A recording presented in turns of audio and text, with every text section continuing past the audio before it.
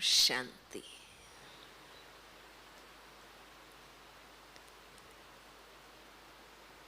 संसार खेल की ये एक मूलभूत बात है कि इसमें हर एक्टर अपने आप में अद्वितीय है, यूनिक है और यही इसकी सुंदरता भी है। अगर सभी एक ही प्रकार के स्वभाव संस्कार बुद्धि वाले हों तो हमें ये सृष्टि का खेल इतना रसप्रद महसूस नहीं होता, क्योंकि मनुष्य का स्वभाव है उसको नवीनता चाहिए, विविधता चाहिए।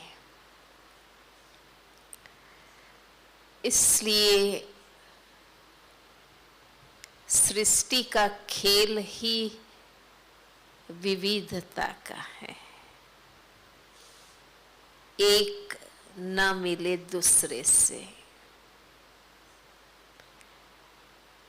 हर एक की अकल अलग अलग है, शक्ल भी अलग अलग है। एक ही प्रकार की शक्ल होती तो कितना गड़बड़ हो जाता। कोई दो भी सिमिलर फेस वाले होते हैं तो भी कितनी मुश्किल होती। और विज्ञान भी कहता है कि हर एक की फिंगर प्रिंट भी भिन्न भिन्न है,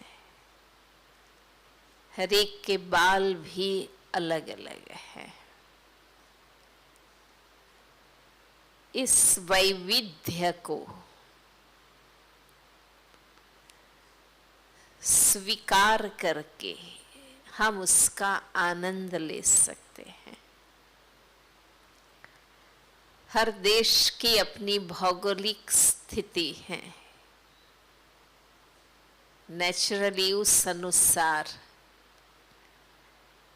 हर एक देश, हर एक प्रांत के आहार विहार अलग है, पहरवाइश अलग है, भाषा अलग है, रस्म रिवाज अलग अलग है। पर्टिकुलर हमारा भारत देश, हर प्रांत की अपनी सुंदरता है और इसलिए हमारी संस्कृति की विशेषता ही ये बताई जाती है कि विविधता में एकता।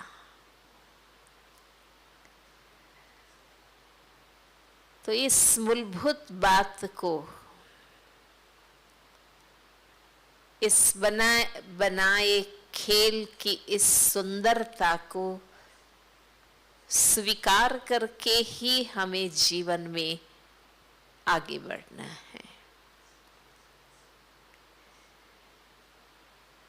हम सभी ये भी जानते हैं कि एक अकेला सब कुछ नहीं कर सकता। कितना भी अपने आप में सक्षम हो तो भी हमें सर्व के सहयोग की आवश्यकता है। कहते हैं ना कि जो काम सुई कर सकती है वो तलवार नहीं कर सकती। देखने में सुई एक नाचीज, क्षुल्लक चीज लगती है,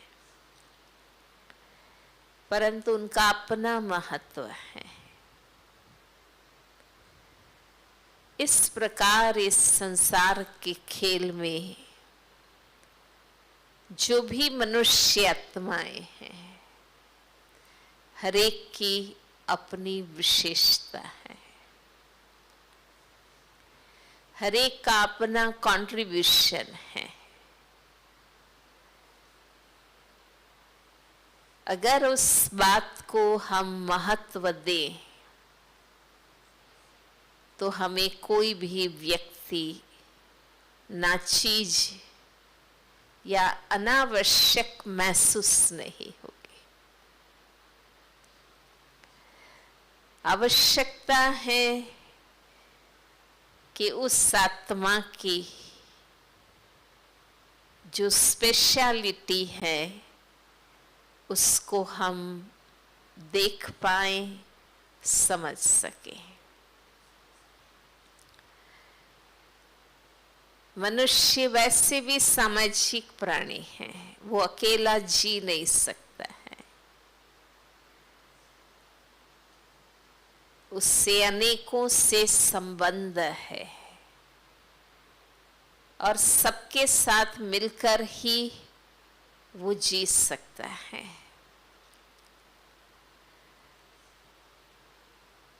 तो हमें एक दो को समझने की आवश्यकता है। मेरे अपने अनुभव से मैं ये बात बता सकती हूँ कि जितनी स्वयं की self realisation accurate and clear होती है तो हम दूसरों को भी एक्यूरेट अंडरस्टैंड कर सकते हैं। हम अपने आप को साक्षी होकर देखें, स्वयं से डिटैच होकर खुद को देखें, तो हम स्वयं भी अपने आप में संपूर्ण नहीं हैं। हमारे अपने अंदर भी कई प्रकार की कमियां हैं, कमजोरियां हैं। जब सामने वाली अन्य व्यक्ति के लिए हम सोचते हैं, क्योंकि हर एक का अपना सोच है, अपना व्यवहार है, अपने तौर तरीके हैं, हर एक की अपनी मान्यताएं हैं, तो नेचुरली हर एक का व्यवहार भी भिन्न भिन्न होता है। तो हम सोचते हैं कि ये ऐसा क्यों करते हैं, ये ठीक नहीं है, ऐसे कैसे हैं ये। परंतु जब दूसरों के लिए हम सोचते हैं कि ये ऐसे हैं, वैसे हैं, कैसे हैं, उस क्षण हम अपने आप को भूल जाते हैं कि हम खुद भी कैसे हैं। हम भी परफेक्ट नहीं हैं,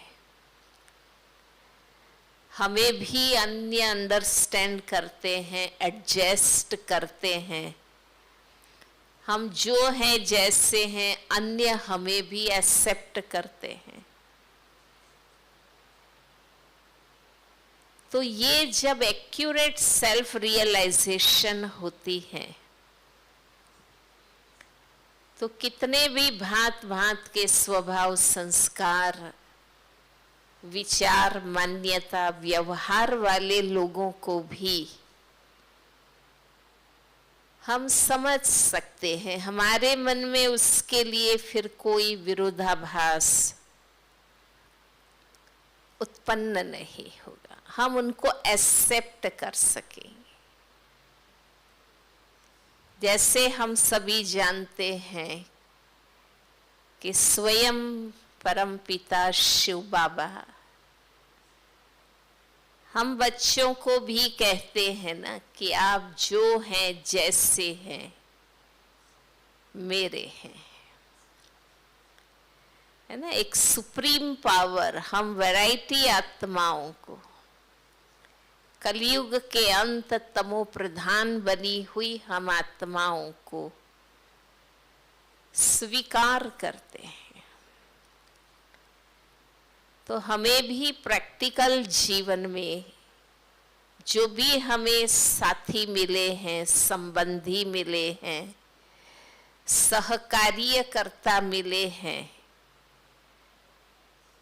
हमें उनको दिल से एक्सेप्ट करना है। वो जो हैं जैसे हैं उस लिमिटेशन के साथ हमें उनको स्वीकार करना होता है, क्योंकि जो भी हमें मिले हैं वो ऐसे ही नहीं मिले हैं। जरूर कोई कर्मिक अकाउंट से मिले हैं। ये विश्व ड्रामा कोई आकस्मिक नहीं है, कोई हाफाजेड नहीं है, बहुत व्यवस्थित ये बना बनाया खेल है। इसलिए उसके पीछे राज है। इस राज से जब हम सबको देखते हैं, जिसको कहते हैं त्रिकालदर्शी बनकर, अर्थात आदि मध्य अंत सोच समझ कर ज्ञान स्वरूप बनकर हम एक दो को देखें, समझें, स्वयं से भी साक्षी होकर और अन्य आत्माओं के रोल को भी साक्षी होकर देखते हैं, तो हमें समझ में आता है कि एक्यूरेट हर कोई पार्ट बजा रहा है, क्योंकि संसार का खेल जिस कर्म सिद्धांत पर चलता है वो कर्म सिद्धांत एक्यूरेट है, अटल है। तो हम बहुत शांति से, प्रेम से, है ना, मानसिक भी कोई विरोध ना पैदा कर अंडरस्टैंड कर सकते हैं। और देखने में वैरायटी है, अलग अलग स्वभाव, संस्कार, आदतें, व्यक्तित्व, चरित्र है, परंतु एक कॉमन कॉर्ड हम सबके बीच में है। वो एक सर्वसामान्य सूत्र, सत्य हम सबके बीच कौन सा है? जो स्वयं परमात्मा पिता ने हम आत्माओं को बताया है कि हम सभी आत्माएं ओरिजिनली अपने असली मूलभूत गुण स्वरूप में हम सभी शुद्ध हैं, सत्य हैं, पवित्र हैं, शांत आनंद प्रेम स्वरूप है। इस वर्ल्ड ड्रामा में पार्ट प्ले करते करते, प्रकृति और समय के संसर्ग में आते आते हमारी ओरिजिनल क्वालिटीज में परिवर्तन आ गया है।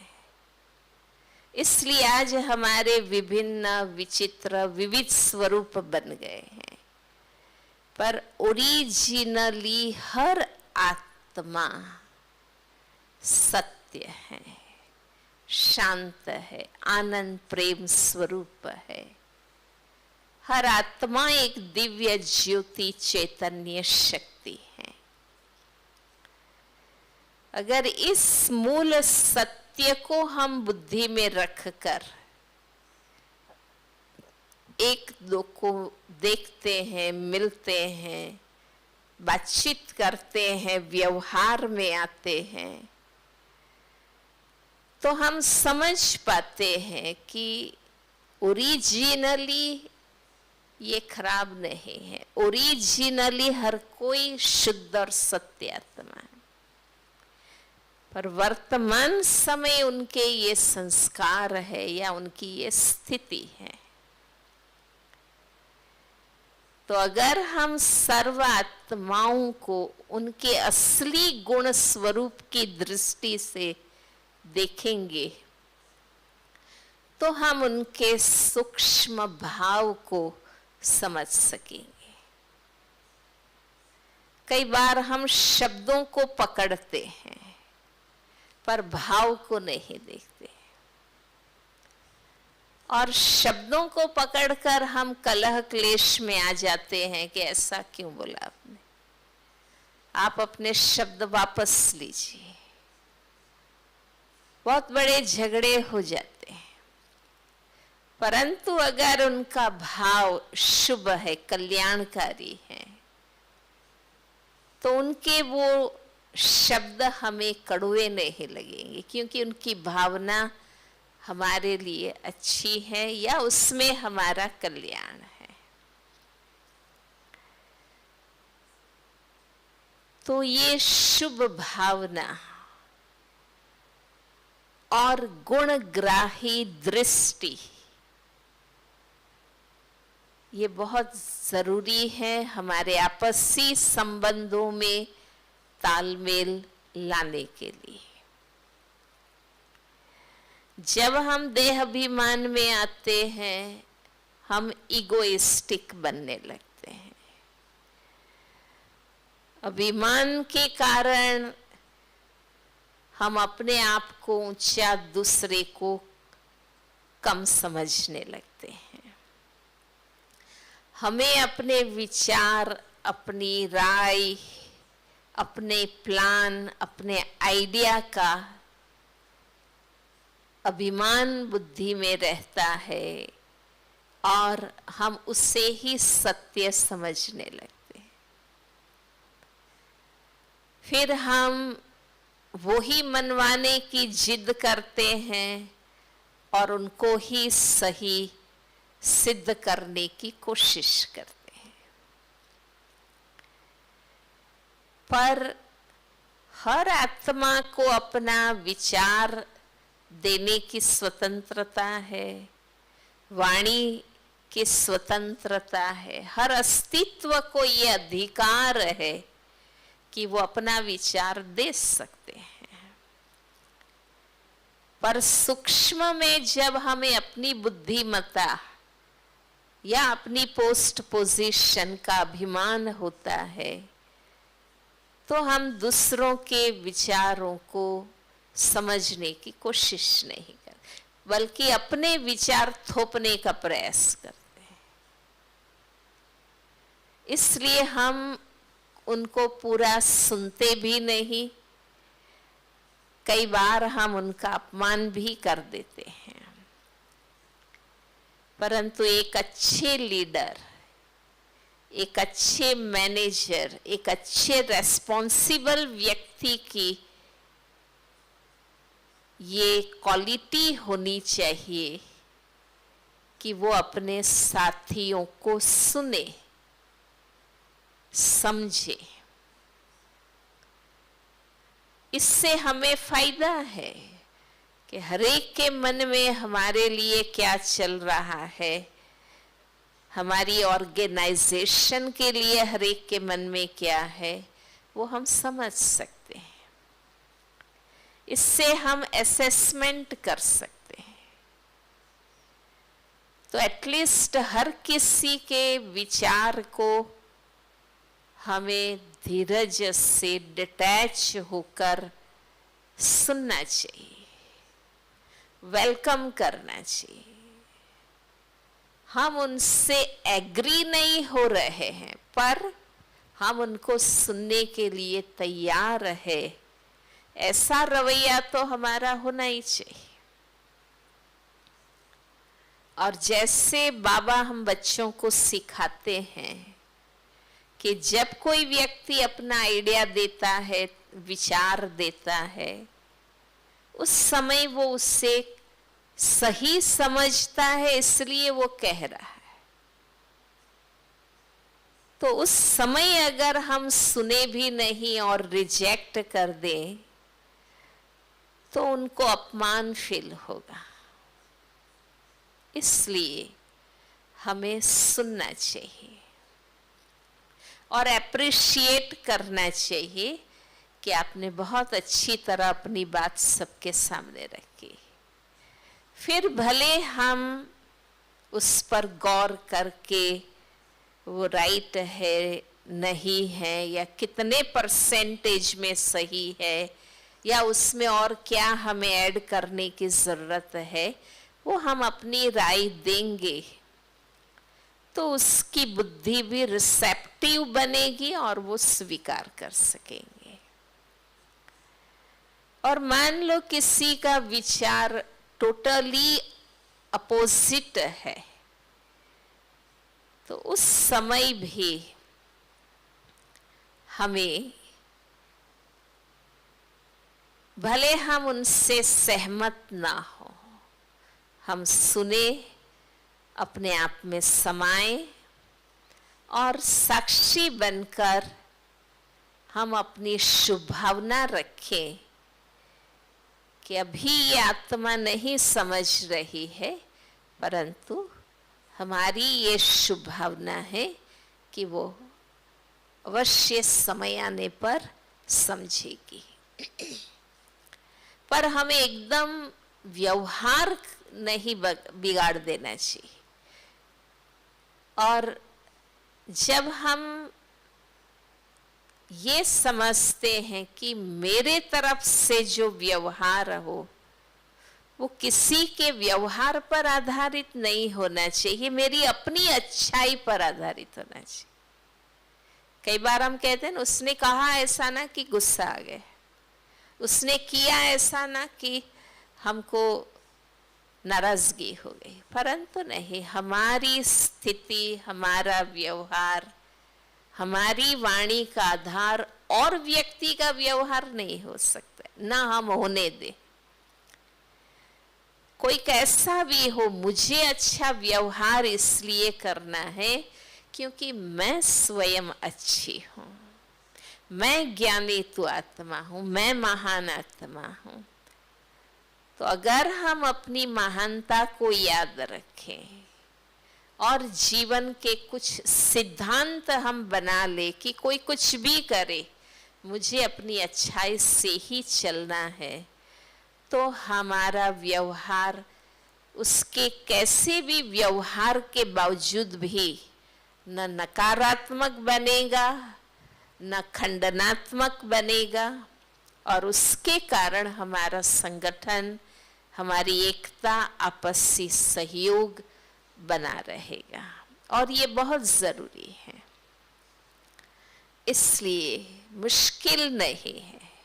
एक बहुत बड़े परिवार के बीच हम गए थे, तो उनसे बातचीत करते हमने कहा कि आप कैसे इतने सब साथ रहते हैं, वैरायटी संस्कार है, बहुत कई बार एडजस्ट करना पड़ता, टाइम वेस्ट होता होगा। तो उन्होंने कहा नहीं, एक ही बात उन्होंने बताई कि अगर हमारा सबसे प्यार है तो एक दो को हम बहुत सहज रीति सहन कर सकते हैं, एडजस्ट कर सकते हैं। दादी गुलजार जी ने भी एक बार बताया था, हमने जब पूछा कि दादी संस्कार मिलन करना बड़ा मुश्किल है, तो दादी ने बहुत सिंपल एक ही वाक्य में कहा कि अगर हम चाहें तो हो सकता है, अगर हम चाहें कि हमें मिलके चलना है तो सब कुछ संभव है। इसलिए एक दो के प्रति शुभ भावना, ऊंची नजर, गुणग्राही दृष्टि और सबकी आवश्यकता को हम महसूस करते हैं तो मिलके चलना और सफलता को पाना आसान है। ओम शांति। 2 मिनट साइलेंस में बैठेंगे।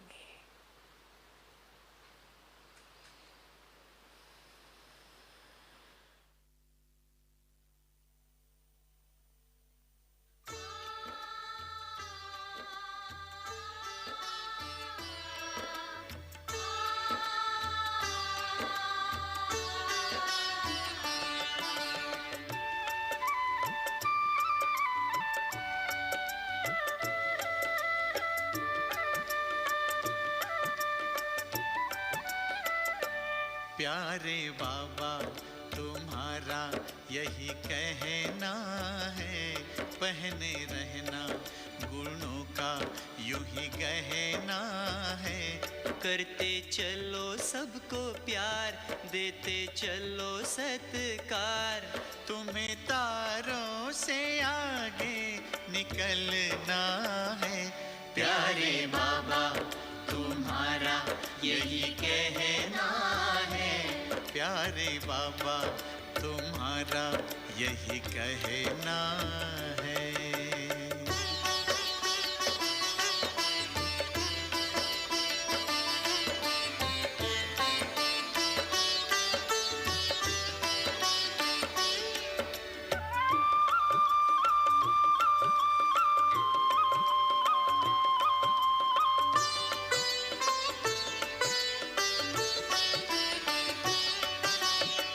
गगन से ऊंचे रखो विचार, धरती जैसा धैर्य अपार, नैनों में रूहानी प्यार, नैनों में रूहानी प्यार। बेहद में रहना नाहद में ठहरना, सदा नदिया सा बहते रहना है। प्यारे बाबा तुम्हारा यही कहना है, प्यारे बाबा तुम्हारा यही कहना है।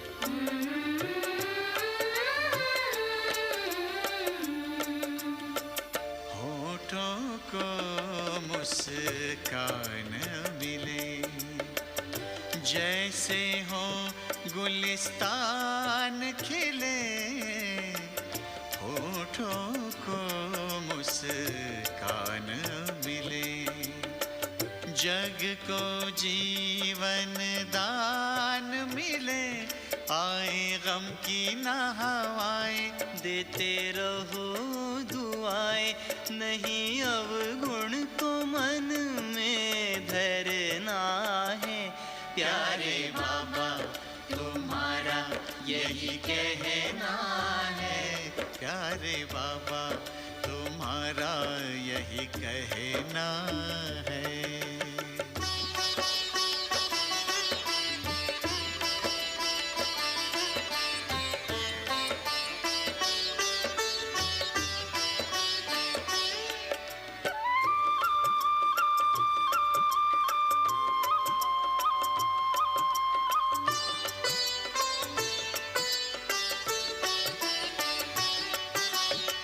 कथनी करनी एक बने, कर्म तुम्हारे नेक बने, देख के और अनेक बने, देख के और अनेक बने।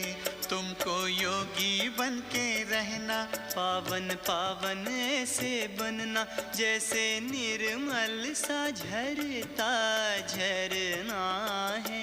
प्यारे बाबा तुम्हारा यही कहना है, पहने रहना गुणों का यूं ही गहना है। करते चलो सबको प्यार, देते चलो सत्कार।